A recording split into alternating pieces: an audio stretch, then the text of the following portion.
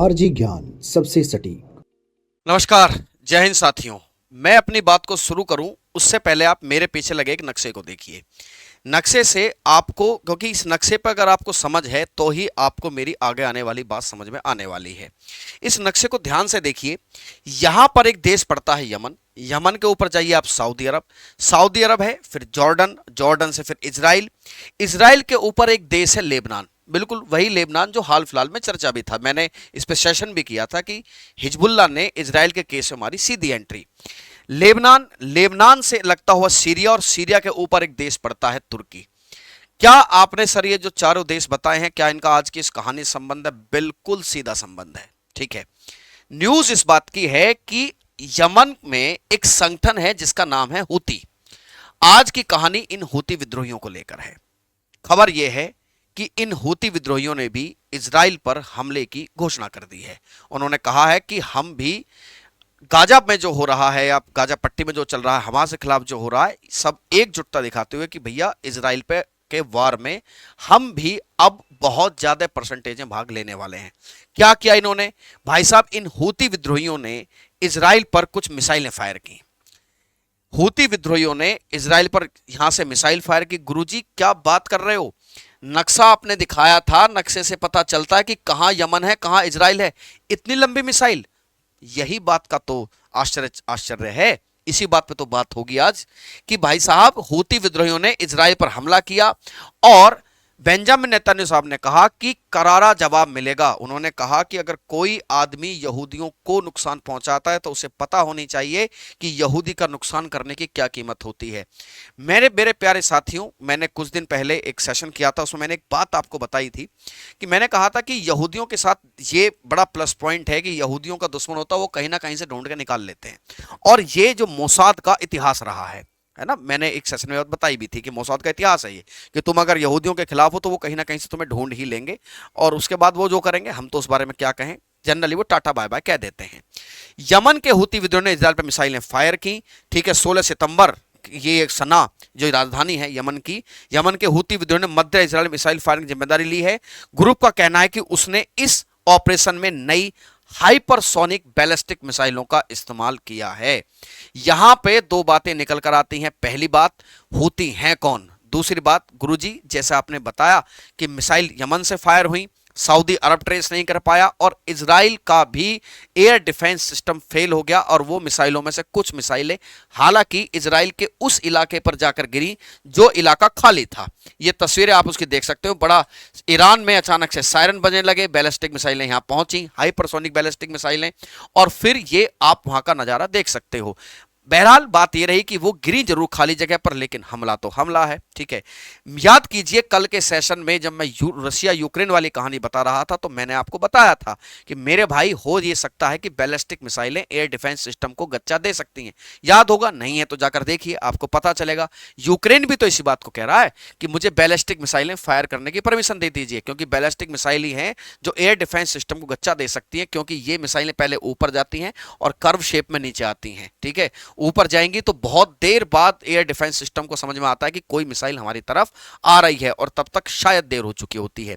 उसी देर का नतीजा यह रहा कि ये मिसाइलें इजराइल में गिरी, हालांकि मध्य इजराइल के उस जगह गिरी जहां जगह खाली थी। आगे बढ़ूं उससे पहले आप ये बात समझिए कि पहली बात देखो कि हूती हैं कौन। मेरे भाइयों, 15 सितंबर 2024 की है। ताबड़तोड़ हमले किए। मिसाइल ने 2040 किलोमीटर की दूरी तय की सिर्फ 11 मिनट में। 11.5 मिनट में 2040 किलोमीटर ये मिसाइल गई। वो कह रहा है कि ये हाइपरसोनिक मिसाइल है। क्या होती है हाइपरसोनिक मिसाइल? समझिए, ध्वनि का जो वेग है 332 मीटर प्रति सेकंड, उसी के आधार पर, क्योंकि प्रकाश से की चाल से तो कोई चल ही नहीं सकता, उसके बाद अगर सबसे तेज वेग माना जाता है तो वो साउंड का है। तो 332 मीटर पर सेकंड है। 332 मीटर पर सेकंड का अर्थ इज इक्वल टू 1 मैक। अगर आपकी मिसाइल 5 मैक पार कर गई है, 5 मैक समझते हो, यानी कि ध्वनि की गति से 5 गुना ज्यादा स्पीड से मिसाइल चलेगी, तो उसे हाइपरसोनिक मिसाइल कहते हैं। 2040 किलोमीटर की दूरी 11.5 मिनट में तय करना, इट मींस कहीं ना कहीं स्पीड बहुत ज्यादा थी, और हूतियों ने कहा कि हमारी ये मिसाइल हाइपरसोनिक है। फिर क्या होता है, 1 से 5 के बीच में सुपरसोनिक होती हैं, सुपरसोनिक, हाइपरसोनिक। 5 मैक का अर्थ क्या है, 5 मैक का अर्थ है कि साउंड की स्पीड से 5 गुना तेज से ये मिसाइल गई। अब यहां पर दो सवाल, पहला सवाल कि सर हूती कौन है, और ये बताइए कि साथ में कि इनको ऐसी मिसाइल कहां से मिली। मेरे प्यारे साथियों, ये एक शिया मिलिशिया ग्रुप है, मिलिशिया ग्रुप जो आम लोगों के द्वारा बनाया गया एक ऐसा संगठन जो किसी बात के लिए हथियार उठा लेता है। यमन में ये सेंट्रलाइज्ड है, यमन की राजनीति को यही कंट्रोल करता है। लाल सागर में आप देखते हो कई बार ये आते जाने वाले जो पानी के जहाज हैं उन पर भी ये हमला करते रहते हैं हूती। आपने देखा भी होगा कई बार भारत के जहाजों को भी परेशान करने की कोशिश की गई, but salute to Indian Navy, हमने इनको मुंह तोड़ जवाब दिया कि बेटा सुनो, हमसे पंगा मत लेना, तुम्हें जहां करना तुम करते रहो, ठीक है। फाइनली बात यह है कि इन्होंने जो मिसाइल फायर की, मैंने कहा दो प्रश्न, पहला प्रश्न क्या बनता है कि भाई साहब ये मिसाइल आई कहां से। पहला अनुमान यह लगाया जा रहा है कि संभवतः ये मिसाइल का लॉन्चिंग आप देख सकते हो, ये मिसाइल, ऐसी मिसाइल ईरान के पास हो सकती है। लेकिन क्या कहते हैं डिफेंस एक्सपर्ट, डिफेंस एक्सपर्ट कहते हैं कि नहीं, ईरान से कैसे मिल सकती है। ईरान के पास जो मिसाइल है फतेह 1, वो तो खुद 1400 किलोमीटर रेंज की है। जो बैलिस्टिक मिसाइल ईरान के पास है वो तो खुद ही 1400 किलोमीटर रेंज की है, और ये मिसाइल 2040 किलोमीटर रेंज की। अच्छा, मुझे तो नहीं पता कि भाई इनको ये मिसाइल कहां से मिली है, लेकिन मैं एक बात जरूर कह सकता हूं कि एक दूसरे को दबे चुपके, चोरी चोरी ये जो सपोर्ट कर रही है ना दुनिया, यही ध्रुवीकरण का एक पहलू है, और आने वाले समय में इसके कितने घातक परिणाम होंगे ये तो भविष्य ही बताएगा। इस बात पर मैंने कल भी बात की थी कि देखो, अचानक से कुछ शुरू नहीं होता है, ये सुगबुगाहट जो धीरे धीरे शुरू होंगी, जब कभी हमारे जमाने में, पर इतना लंबा जमाना नहीं जाएगा, मान लो वर्ल्ड वार हो जाता है तो वर्ल्ड वार में फिर एक टॉपिक बनेगा, the background of world war, the historical background. तो ये जो सारी घटनाएं हैं ना कि भाई उसको मिसाइल दे देना, वहां पे मिसाइल फायर कर देना, देशों का एक हो जाना, ये सब माना जाएगा कि ये इतिहास में, कि ये विश्व युद्ध की पृष्ठभूमि के तौर पर लिखी जाएंगी, क्योंकि एक दिन में वर्ल्ड वॉर नहीं होता है, ठीक है। 1 में भी ऐसा ही हुआ, 2 में भी ऐसा ही हुआ, ग्रुपिज्म, और संभवतः मैंने कल ये बताया था कि धीरे धीरे ये ग्रुपिज्म चल रही है। इसका परिणाम क्या होगा भैया, ये तो भविष्य ही बता सकता, लेकिन एक बात तो सच है कि ये दुनिया इस समय खतरे के, मतलब एकदम खतरे की घंटी पर है पूरी दुनिया। अब चलो मुद्दे पर वापस आते हैं। तो उन्होंने कहा कि जी ईरान ने ये मिसाइल दी है, क्योंकि यह बात सबको पता है कि ईरान सपोर्ट करता है यमन के हूती विद्रोहियों को, और क्योंकि ईरान जो है वो अगेंस्ट में भी है किसके, इजराइल के, क्योंकि ऐसी बहुत सारी घटनाएं हुई, आज से नहीं पहले से चले। कभी बताया जाता है कि ईरान और इजराइल के संबंध बड़े अच्छे थे, लेकिन सारी संबंध किस बात पर खराब हुए, संबंध खराब हुए न्यूक्लियर प्रोग्राम्स को लेकर, है ना, और यहूदियों के खिलाफ एक सोच को लेकर, यहूदियों के मुसलमानों के खिलाफ एक सोच को लेकर, उसको लेकर संबंध खराब हुए। रही सही कसर आसपास के लोगों ने पूरी कर दी, अमेरिका, चाइना, इन सब ने पूरी कर दी। फिलहाल स्थिति यह है कि ईरान और इजराइल की बिल्कुल भी नहीं बनती है, ठीक है। अब ये मिसाइल तो, चूंकि ईरान की तो इतनी किलोमीटर की मिसाइल है नहीं, लेकिन फिर भी मिसाइल फायर हुई, और ये मिसाइल इजराइल के खाली जगहों पर जाकर गिरती है। और अब सवाल ये उठता है कि जी हूती हैं कौन। मैंने बता दिया कि कहां है, यमन में है, यमन में है, पूरा बोलबाला इनका है।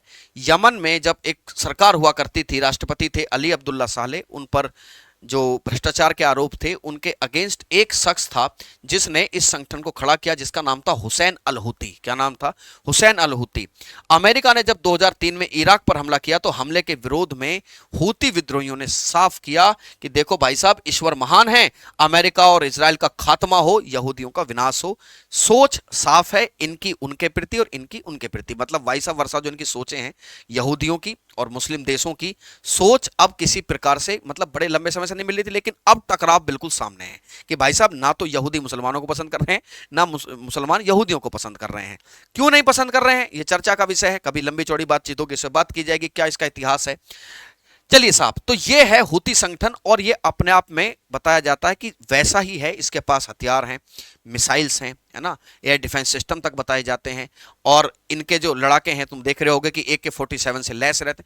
मतलब ये है कि ये भी जाने अनजाने में एक वेल ट्रेंड और वेल ऑर्गेनाइज्ड ग्रुप है, ठीक है। मैं इनको चरमपंथी, आतंकवादी, मैं इन शब्दों का इस्तेमाल नहीं करूंगा, क्योंकि कई बार ऐसी सोच भी लोगों की आ जाती है कि साहब अपने देश के लिए लड़ रहे हैं। अभी ठीक है, अपने देश के लिए लड़ रहे हैं, तो लेकिन मैंने बता दिया कि ये एक संगठन है, ठीक है। अभी आप डिसाइड कीजिएगा कि क्या है क्या नहीं। तो इन लोगों ने हमला किया, हमला करने के बाद नेतन्याहू साहब ने साफ कह दिया कि भाई साहब हम ये बताएंगे कि यहूदियों पर हमला करने का क्या रिजल्ट निकलता है। अब मैं थोड़ा सा आपको पूरी पिक्चर समझाता हूं। पूरी पिक्चर समझिए। मैंने शुरुआत में मैप दिखाया, मैप में कुछ देशों के नाम गिनवाए। मेरे भाई ये सारे वो देश हैं जो देश अब इजराइल के लिए लगभग लगभग एकजुट हो रहे हैं कि हम इजराइल का घमंड, इजराइल का जो विस्तारवाद है, जो इजराइल जिस तरीके से आगे बढ़ रहा है, उसको एक होने रोकने के लिए हमें एक होना होगा। आज से 3-4 दिन पहले एक खबर देखी आप। ये खबर है तुर्की के राष्ट्रपति अर्दोगान साहब की। इजराइल से निपटना है तो एक हो जाएं इस्लामी देश, दुश्मनों से भी हाथ मिलाने को तैयार हैं। कौन से दुश्मन? इनके दुश्मन सऊदी अरब, मिस्र, अब ये सबसे हाथ मिला रहे हैं। इनको अचानक से समझ में आई है कि इजराइल को रोकना होगा। अब बात यह है कि गुरुजी ये क्या बात हुई? तुर्की से तो कोई मतलब ही नहीं है। तुर्की से क्या मतलब है? अभी तुर्की इजराइल का राग क्यों लापने लगा? बात को बहुत ध्यान से समझो। फिर 2-3 दिन पहले जाइए। 2-3 दिन पहले इजराइल ने क्या किया? सीरिया पे हमला किया। सीरिया की एक जगह पर हमला किया। सीरिया बिल्कुल पड़ोस में है। सीरिया के मैंने मैप दिखाया था ना, कि ध्यान से देखो एक बार बेटा। सीरिया है, सीरिया के ऊपर जाइए आप, तुर्की है। सीरिया के ऊपर तुर्की है, ये इजराइल है ना। इजराइल, जॉर्डन, सीरिया, तुर्की, लेबनान। तो सीरिया बीच में है, तुर्की तो बहुत दूर है। फिर तुर्की को क्या एतराज हो रहा है बताते हैं भैया। जब इस पर हमला किया सीरिया पर, तो सीरिया पर हमला लेकर बात साफ आई कि नेतन्याहू साहब, अब आपने इजराइल को, ठीक है, हमास में आप जो कर रहे हो जो ठीक है, गाजा पट्टी में जो हो रहा है वो ठीक है, फिलिस्तीन जो आपकी गाजा पट्टी है। अच्छा, लेबनान में आपको पता है कि लेबनान में हिजबुल्लाह इनके खिलाफ खड़ा हुआ है ऊपर की तरफ, कि दो मोर्चों पर थे आप। अभी सीरिया कौन? सीरिया क्यों? सीरिया को रिगार्डिंग इजराइल ने आरोप लगाया कि यहां पर केमिकल वेपन्स लग रहे हैं। क्या होते हैं केमिकल वेपन्स? इनमें नर्व एजेंट डाले जाते हैं जिससे गैस फैल सकती है ना, जिससे लोग मतलब मारे जा सकते हैं। कि यहां पर ईरान की सपोर्ट से क्या बन रहे थे? केमिकल वेपन्स बन रहे थे। मैंने बताया कि ईरान और इजराइल की तो बनती नहीं है। तो ईरान क्या कर रहा है? अब इजराइल दूर है, तो इजराइल के आसपास जितने भी देश हैं वहां पर ईरान सपोर्ट करता रहता है। कि जैसे यमन के हूती, ठीक है, सीरिया में भी इन्होंने कार्रवाई की, और कहते हैं कि कुछ लोग, संभवतः वो क्या थे, वो केमिकल वेपन बनाने वाले थे, साइंटिस्ट थे, कौन थे वो तो भगवान जाने, लेकिन उनको वहां से ले गए। ऊपर उत्तर की तरफ लेबनान में हिजबुल्लाह एक्टिव है। तो एक मोर्चा सीरिया पर, पहले तो गाजा पट्टी, दूसरा सीरिया, तीसरा लेबनान, अब हूती विद्रोही, 4। और 5वीं कहानी अर्दोगान साहब ने शुरू कर दी। उन्होंने कहा कि भैया बात यह है कि हमें इजराइल के खिलाफ अब एकजुट होना चाहिए। मैं आपको बता दूं, इस्लामिक समुदाय में ये बातें चलती रहती हैं कि भाई कौन इस्लाम का सबसे बड़ा नेता है। सऊदी अरब खुद को बताता है, कई बार तो हमारा पड़ोसी पाकिस्तान भी, है ना। हमारे यहाँ कहते हैं कि हाथ ना मुट्ठी फड़फड़ा उठी। इसका अर्थ यह है कि है कुछ नहीं, लेकिन फड़फड़ाते ये भी पूरा है कि हम भी इस्लाम के नेता हैं, ठीक है। उधर ईरान कहता है हम इस्लाम के नेता हैं, इधर तुर्की कहता है, इधर मिस्र भी दावा करता है कि हम इस्लामिक जो हैं उसके लीडर हैं पूरे उसके। हालांकि इनके लिए एक संगठन भी है ना, Organisation for Islamic Cooperation, OIC भी है, ऑर्गेनाइजेशन फॉर इस्लामिक कोऑपरेशन। अब एक नए संगठन बनाने की बात अर्दोगान कह रहे हैं। क्यों कह रहे हैं? पूरी बात को ध्यान से समझो। इनको क्या गुरुजी, ये तो बहुत दूर हैं, इन्हें क्या मतलब है इन सब बातों से? ये काहे मचले मचले फिर रहे हैं? मैं बताता हूं। ये बेटा तुर्की का नक्शा है। तुर्की भी अंदर खाने एक समस्या से जूझता है। यह है कुर्द लड़ाके। कौन से कुर्द लड़ाके? जिनकी संख्या 2.5 से 3 करोड़ है। ये लोग वही थे जब प्रथम विश्व युद्ध में, जब मित्र सेनाएं थी उनके साथ ही लड़ रहे थे। ये पूरा ऑटोमन साम्राज्य था। इन्होंने उन देशों का साथ दिया जिन देशों ने कभी फिलिस्तीन से काटकर इजराइल बनाने का वादा किया था। उन्होंने कहा कि अच्छा, अगर तुम यहूदियों को जगह दे सकते हो जिनकी संख्या बहुत ज्यादा नहीं है, तो हम तो 2 से 3 करोड़ हैं, तो कम मतलब बहुत ज्यादा से अर्थ है कि लगभग लगभग उन्हीं के बराबर है कि हम भी तो 2 से 3 करोड़ हैं। हमारे लिए इस ऑटोमन एम्पायर से, जो तुर्की का एम्पायर था, उसमें से काट के आप हमें भी जगह दे दो। 1920 में जब सेवरेस की संधि हुई तो इस चर्चा को उठाया गया था कि ठीक है, जो हम यहूदियों के साथ करेंगे वो कुर्द लड़ाकों के साथ भी करेंगे ही करेंगे। लेकिन बाद में ऑटोमन साम्राज्य टूटा। टूटने के बाद 1923 में एक और ट्रीटी हुई जिसे ट्रीटी ऑफ लाजेन कहते हैं। उसमें इन कुर्दों के बारे में कोई बातचीत नहीं हुई, और तो और तुर्की ने अपने साम्राज्य को आगे बढ़ा लिया, ठीक है। यानी कि कुर्द लड़ाकों के लिए जो क्षेत्र देने की बातचीत थी शुरुआत में, जिसकी सुगबुगाहट थी, वो बात इग्नोर कर दी गई। अब कुर्द लड़ाके समझ गए कि भैया आपने इनको तो, यहूदियों को तो इजराइल दे दिया, तुम कुर्दों के बारे में क्यों नहीं सोच रहे हो? लेकिन फिर भी एक उम्मीद इनको इन्हीं पश्चिमी देशों से रहती है कि कभी ना कभी हमारा भी कुर्दिस्तान बनेगा और बनना भी चाहिए। अब ये जब जब कुर्दिस्तान के जो लोग हैं, ये इधर इराक है, कुछ सीरिया में भी हैं, कुछ तुर्की में भी हैं, तो तुर्की इनको दबाने की कोशिश करता है कि तुम अपनी डिमांड मत रखो अपने अलग देश की। तो ये कुर्द लड़ाके कई बार तुर्की के खिलाफ हो जाते हैं। अब समस्या ये है कि इनको लगने लगा है कि साहब इजराइल इन कुर्द लड़ाकों को सपोर्ट करता है और मेरे देश में गड़बड़ हो रही है। अब मेरे देश में गड़बड़ हो रही है तो इजराइल गड़बड़ कर रहा है, ठीक है। इसीलिए संभवतः इन्होंने इस कहानी को जो शुरू किया कि अगर इजराइल से निपटना है तो इस्लामिक देश सारे एक हो जाएं और मैं अपने मतभेद, चाहे वो मेरे मतभेद सीरिया से हों, चाहे मेरे वो मतभेद सऊदी अरब से हों, चाहे मिस्र से हों, मैं सबसे अपने मतभेद भुलाकर एक संगठन बनाऊं और इस इजराइल से निपटा जाए, ठीक है। उसने कहा, तुर्की के राष्ट्रपति ने। तो मेरे हिसाब से ये जो मध्य एशिया में चल रहा है, ये शायद अब कहानी एक नया मोड़ जरूर लेगी।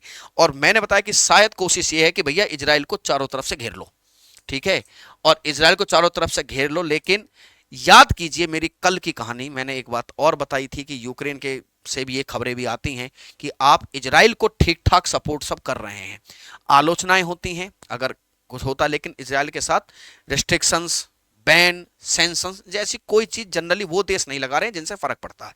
तो फाइनली बात यह है कि शायद अब एक नई कहानी जन्म ले रही है, ठीक है। यूक्रेन को लेकर तो पूरा का पूरा ग्रुप ही एक्टिव है, नाटो, शायद यहां भी आपको एक ग्रुपिज्म देखने को मिले इस इलाके में, ठीक है। किसके अगेंस्ट? इजराइल के अगेंस्ट, जो 100% इस युद्ध की भयावता को बढ़ा देगा। यहां और ऊपर चले जाइए रशिया यूक्रेन का मामला, यहां पर दोनों ही जगह रेड स्पॉट बने हुए हैं। तो ऐसी स्थिति में अगर कंडीशन और ज्यादा खराब हुई तो मेरी कहानी का सार वही रहता है कि शायद हम फिर से कहीं विश्व युद्ध में की तरफ धकलते ना चले जाएं। मेरे प्यारे साथियों, उम्मीद करता हूं ये जानकारी आपको बढ़िया लगी होगी।